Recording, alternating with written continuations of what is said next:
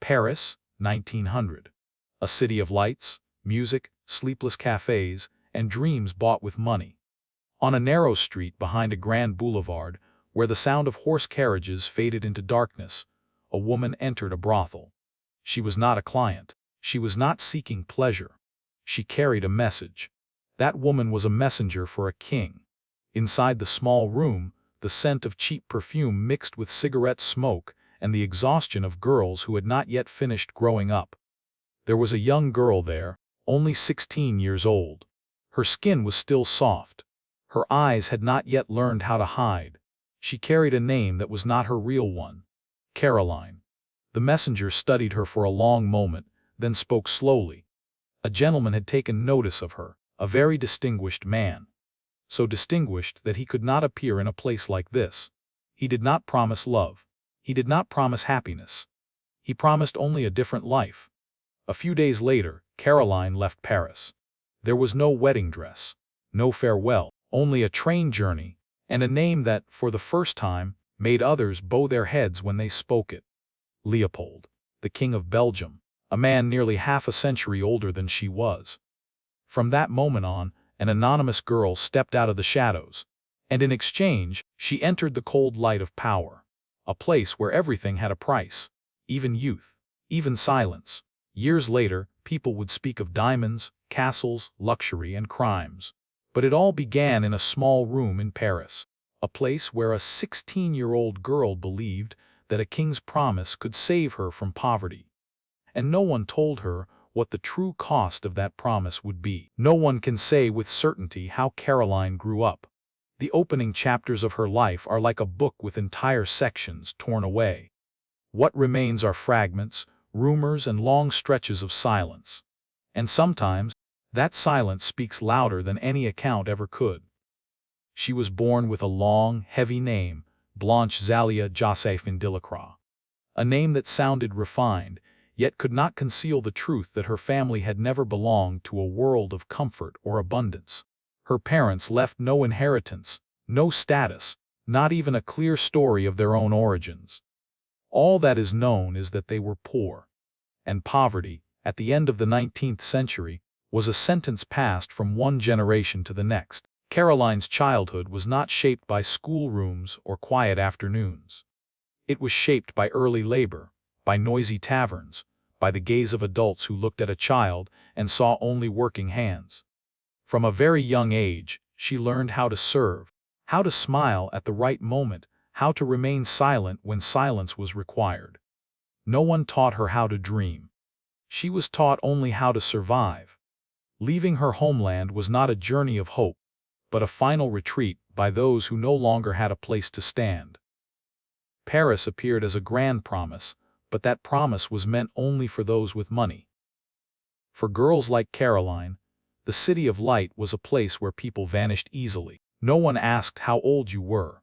No one asked whether you were ready. As long as you were young and still could be bought, that was enough.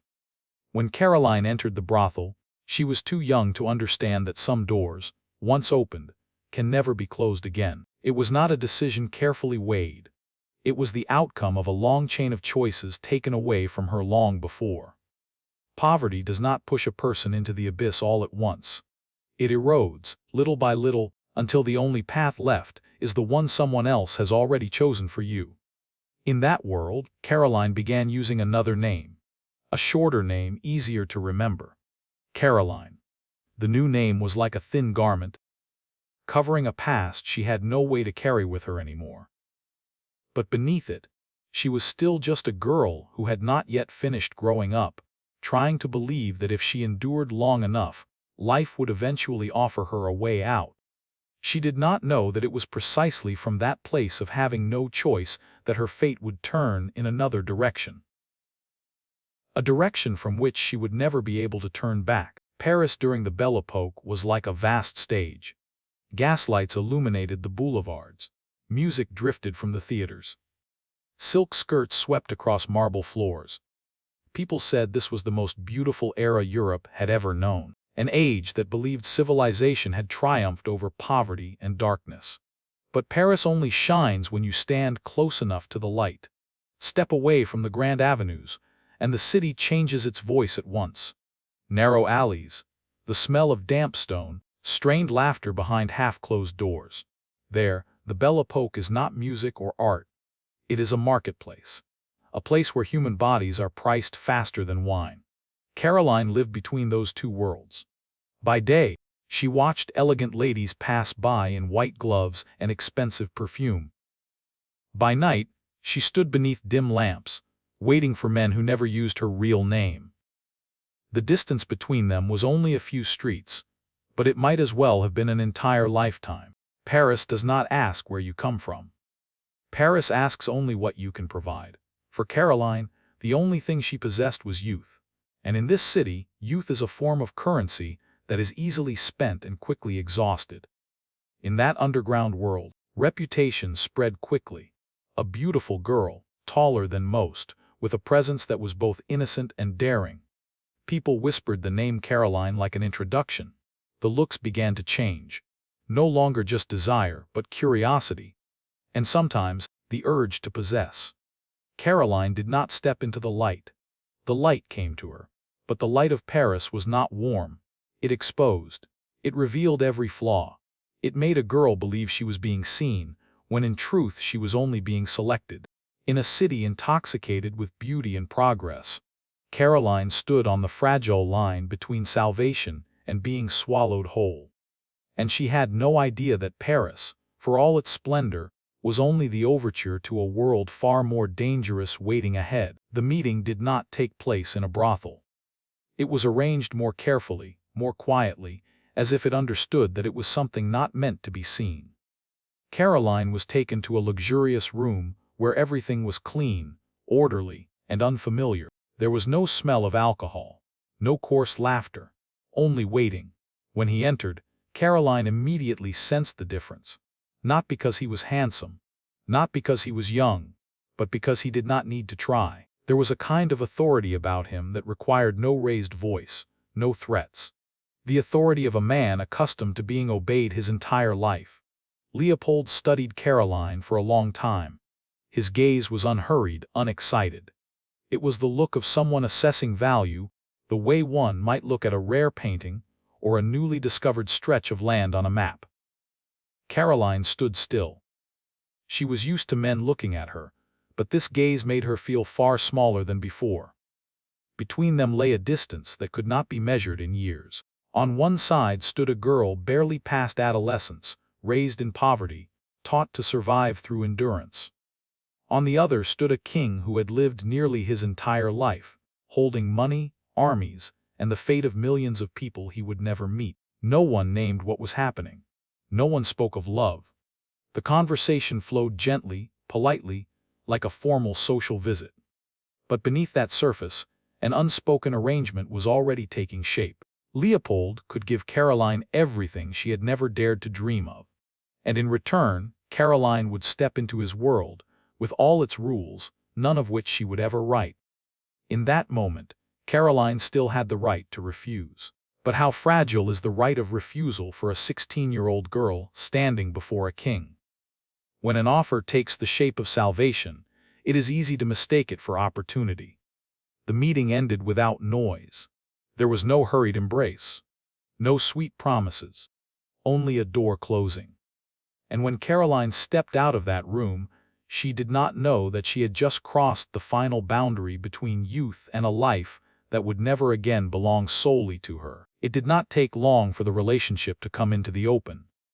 Secrets in Paris rarely remain hidden for long, especially when they involve a king. Caroline's name began to surface in private conversations, then slowly slipped into elegant salons, where it was whispered with a mix of curiosity and contempt. An anonymous girl, a past that could not be erased. And now she appeared at the side of the King of Belgium. Leopold no longer made any effort to hide her. He took Caroline with him on his travels, arranged for her to stay in luxury hotels, allowed her to enter spaces that had once been reserved exclusively for the aristocracy. With each appearance, the boundary between the unthinkable and the undeniable was erased a little more. The greatest shock came in the year 1901, when Leopold attended the funeral of Queen Victoria. Among Europe's royal representatives, amid the solemn black mourning attire, Caroline appeared. Not as a servant, not as an anonymous shadow, but as the woman the king brought with him. The gesture rang out like a direct challenge to whatever royal conventions still survived. In Brussels, outrage erupted, not only because of the improper relationship, but because of its public display. Leopold had taken mistresses before. Everyone knew that. But Caroline was different. She was too young, too common, too close to a truth people did not wish to confront. Meanwhile, Queen Marie Henriette was still alive, a woman enduring in silence, pushed to the margins of a marriage that had been dead for years. Caroline's presence was not merely a scandal. It was a public humiliation. The press began to write. Caricatures appeared. Mockery passed from hand to hand in the streets. Caroline became a favorite subject of public outrage, a single figure onto whom all anger could be poured. Few mentioned the powerful man standing behind her. It was far easier to blame a girl. Amid that storm, Caroline slowly understood that she had stepped into a role from which there was no retreat. She was no longer just Caroline. She was the king's mistress, a title that granted privilege while imprisoning her beneath the judgmental gaze of all Europe. And the door leading out, once again, had closed. To understand how Caroline could live in such luxury, one must look beyond Europe. One must look down to a land thousands of miles from Paris. The Congo Free State. On the map, it was a vast territory in Africa. On paper, it did not belong to Belgium. It belonged to a single man, Leopold, as his personal property, not a nation, not a colony, but the private possession of a king. There were no palaces there, no banquets, only jungle, rubber, ivory, and human beings turned into tools. Men, women, children, all were forced to work for the profit of a man who had never set foot on their land. They were driven to harvest rubber at gunpoint. Failing to meet quotas meant punishment. Whippings, imprisonment, severed hands. Penalties not meant to punish crime, but to plant fear. Fear so deep that guards were no longer needed. Fear so complete that people turned themselves into slaves. Every ship carrying rubber out of the Congo was a ship carrying blood. But when that blood reached Europe, it disappeared. It became money. It became profit. It became clean numbers in Leopold's ledgers. And from those numbers, the flow of money began. It flowed into royal projects, grand constructions, boulevards, and into private gifts. That same stream of money flowed into Caroline's life, into spacious homes, lavish travel, objects she had once only dared to admire through shop windows. Every new dress, every sparkling diamond, carried a story that would never be told. No names of the dead, no dates, no cries of grief, only silence, buried deep in the Congo jungle. In Brussels and Paris, people gossiped about Caroline. They called her greedy, a seductress, a parasite draining the king. But very few looked toward the source of that wealth. Very few asked what price had truly been paid. Caroline may never have seen the Congo. She may never have heard the cries. She may never have witnessed severed hands falling to the ground. But the money arrived all the same. And in the world of power, not knowing is sometimes a choice. The Congo Free State was not merely the setting of a crime. It was the machine that produced Europe's luxury. A machine that crushed human lives to purchase comfort for others. And as that dirty money continued to flow, no one in this story could remain untouched any longer. Luxury did not arrive in Caroline's life with noise. It came as something almost inevitable, as if the world itself had been built in advance, waiting for her to step into it. Vast houses, silk-covered bedrooms, meals whose very aroma spoke of wealth. Caroline, the girl who had grown up in deprivation, no longer had to ask the price of anything she chose. In Brussels, people saw her passing by in elegant carriages. On the Riviera, whispers followed the story of a villa facing the sea, where sunlight poured in each morning as if reserved for a queen. With every gift Leopold gave her, the distance between Caroline and the rest of society stretched a little wider. At the same time, hatred grew. People did not speak Leopold's name. They spoke Caroline's. They called her the Queen of the Congo, a name both mocking and venomous. In the public imagination, Caroline became a symbol of greed, of lust, of everything most sordid and corrupt that clung to power. Few mentioned the decisions signed inside palaces. Few spoke of the orders sent to Africa. It was far easier to pour all anger onto a young woman who had stepped out of the shadows and wrapped herself in luxury that was too visible to ignore. Caroline felt it. The looks on the street were no longer curious. They were cold, hostile. Whispers followed her footsteps. Newspapers needed no evidence, only a name to sell more copies. In that world, she was lifted up and torn apart at the same time. Surrounded by unimaginable wealth, Caroline grew increasingly alone. Everything she possessed came from one man. And because of that, every sin was laid at her feet. Luxury encircled her like a wall of glass. Radiant, but offering no protection, it only exposed her more clearly to the fury of a society searching for someone to punish. The arrival of children changed everything. It was no longer merely a scandalous relationship. No longer just a mistress being supported. Caroline had now become the mother of the king's children. The first son was born in secrecy, but the news could not be hidden forever. Then a second child arrived. 2 new lives, carrying the blood of a king, yet not born into legitimate light. In the room where Caroline held her child in her arms, a mother's happiness blended with a quiet, lingering fear. She understood that these children were not only hers. They were a dangerous question. Leopold was old. The only son he had with his queen had died long ago. His daughters could not inherit the throne. In that context, Caroline's 2 children became a possibility that made the court hold its breath. A possibility no one wished to name, yet everyone feared. In the corridors of power in Brussels, unease spread. A woman of humble origins, 2 illegitimate children, and a throne that always needed to be protected from anything that threatened the old order. Every infant's cry was no longer harmless. It echoed like a threat to an entire dynasty. Caroline sensed the change. The looks around her grew more watchful. Colder. No longer just contempt, but caution. She loved her children as any mother would.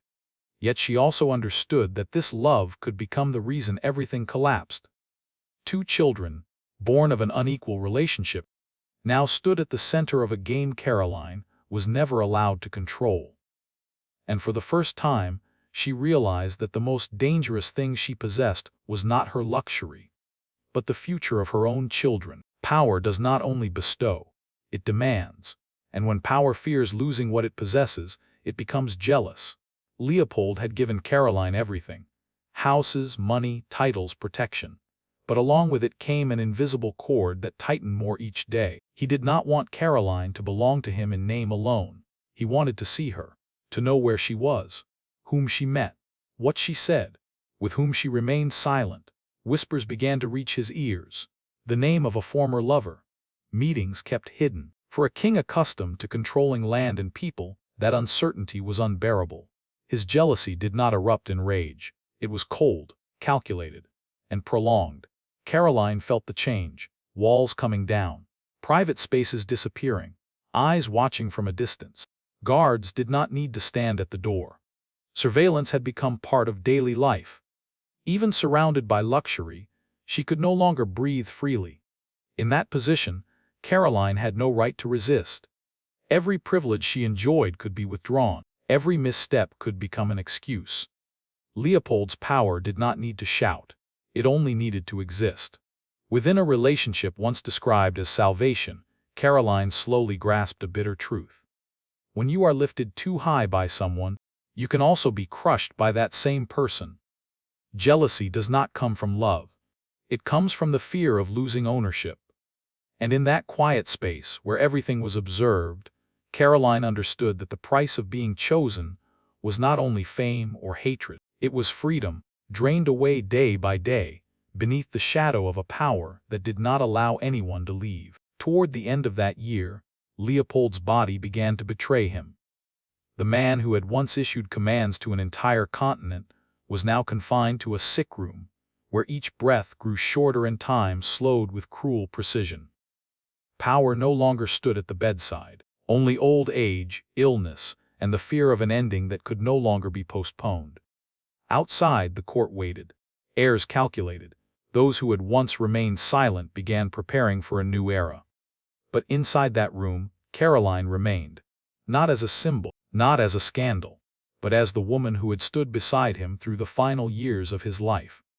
Leopold knew he was dying, and in that moment, he did something few expected. He married Caroline. A marriage without wine, without ceremony, without an audience, only paperwork, a handful of witnesses, and a hurried decision signed in the shadow of death. For Caroline, that moment was both recognition and burden. A status granted too late. A promise kept when there was no time left to make amends. She did not know whether to feel victorious or hollow. The man who had given her everything was now little more than a weary body, lying still in silence. 5 days later, Leopold died. There was no confession, no public remorse. His death closed a life of power, but it did not close what he left behind. When the news spread, Europe did not mourn. They talked, they raged, they demanded answers. Caroline stood at the center of that storm, at once a widow on paper and the target of an anger waiting to erupt. The deathbed marriage did not bring the protection she had hoped for. It only opened a new chapter, one in which Leopold's death did not end the story, but pushed it into another form of judgment, colder and far less forgiving. Leopold's death did not bring peace. It opened another battle, quieter but far more bitter. A war of documents, signatures, and cold numbers. The king's will was made public quickly, and it sent shockwaves at once. Most of the fortune did not pass to the state. It did not rest fully with his legitimate daughters. It was placed into trusts, into shadowy companies, into the future of Caroline's 2 children, and into Caroline herself. A vast accumulation of wealth, enough to draw every gaze toward her, heavy with undisguised anger. Leopold's daughters objected, the court objected, the nation objected. Lawsuits followed one after another, long, exhausting, and fueled by resentment. In courtrooms and closed meeting rooms, Caroline was not seen as a widow. She was seen as a usurper. A woman who had come from nothing and left with far too much. On the streets of Brussels, outrage was no longer whispered. Hateful eyes followed her wherever she went. On one occasion, the carriage carrying Caroline was pelted with stones. No one was arrested. No one apologized. This was how the public delivered punishment when the law failed to give them what they wanted. Caroline slowly grasped a bitter truth. While the king was alive, she was hated for her presence. After his death, she was hated for what he left her. No matter where she stood, she was never allowed to escape the role of the guilty one in the eyes of society. Amid lawsuits and hostility, Caroline lived in a constant state of defense. Every coin she managed to keep came with an accusation attached. Every legal victory only intensified the anger outside. Justice, if it existed at all, seemed not to have been designed for stories like this one. The will was closed on paper. But in the public conscience, it was never accepted. And Caroline, no matter how wealthy she became, began to understand that some debts can never be paid with money.